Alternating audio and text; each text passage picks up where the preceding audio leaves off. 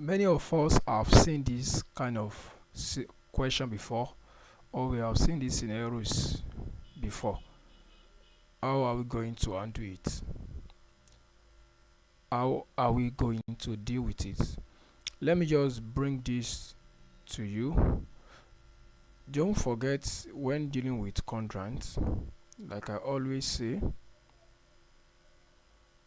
if you want to draw the positive angle, use this is, don't forget, this is positive s-axis.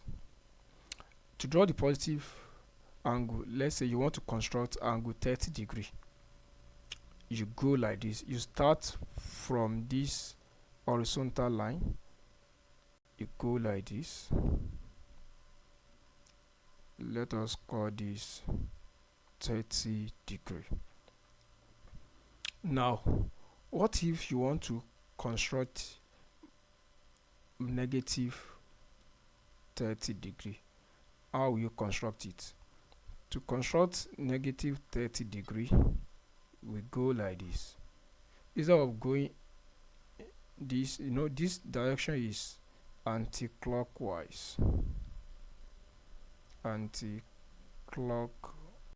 Now we go in the clockwise direction. So for the negative one, we go in the clockwise direction. That means we are going like this. We are going like this. We are going like this.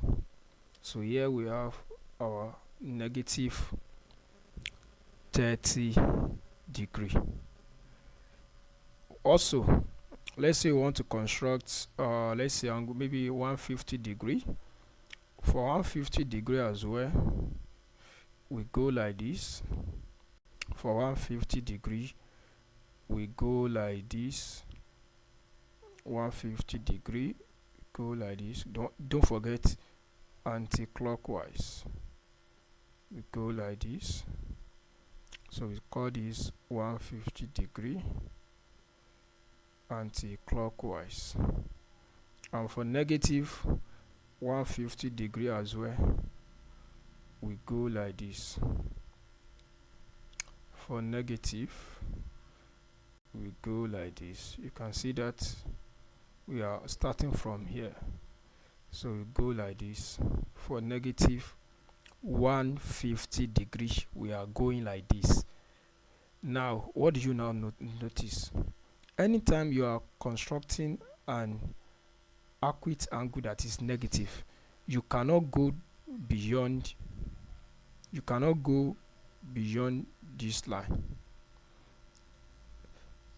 Anytime you are constructing acute angle that is negative, you want to construct minus 50 will always be like this. It will always be here. Minus 50 degree will always be here. You can see that you cannot go beyond this. You cannot go beyond this quadrant. Now, what is now this quadrant? This is the fourth quadrant. This is the second quadrant.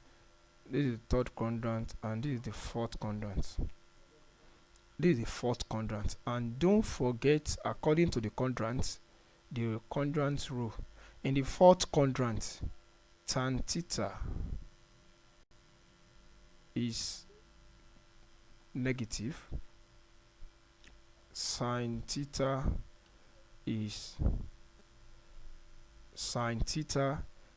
negative as well, and cos theta is positive. Now the same thing now goes for the question we have here as well.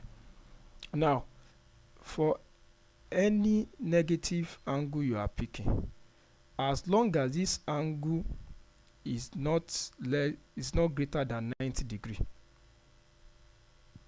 angle that is not greater than 90 degree, as long as this angle is not greater than 90 degree, as each of the angle is less than 90 degree, what are we going to have?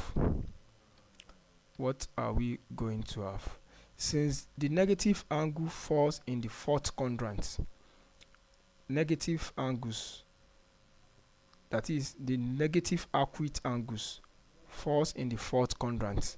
That means what we are going to have for the sign, and in the fourth quadrant, sign is positive, sign is negative. In the fourth quadrant, sign is negative, cos is positive, and tan is negative as well. That means what we are going to have here remains minus sine theta. What we are going to have here is cos theta, because in the fourth quadrant, cos is positive, and for the tan, it is going to be negative. It is going to be negative. And the same thing goes for the remaining trigonometric ratios as well. Let me just quickly put that here. Let's say we have cosec minus theta. Don't forget, cosec minus theta is same thing as 1 over minus sine theta. Let me write this: sine minus theta. So it doesn't change anything. This is minus sine theta, and this gives us minus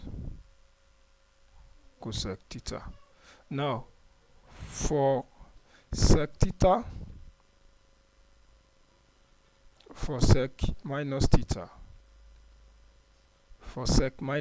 what are we going to have? We have 1 over cos minus theta, which is same thing as 1 over cos theta, because minus cos theta, it doesn't change anything. So we have sec theta.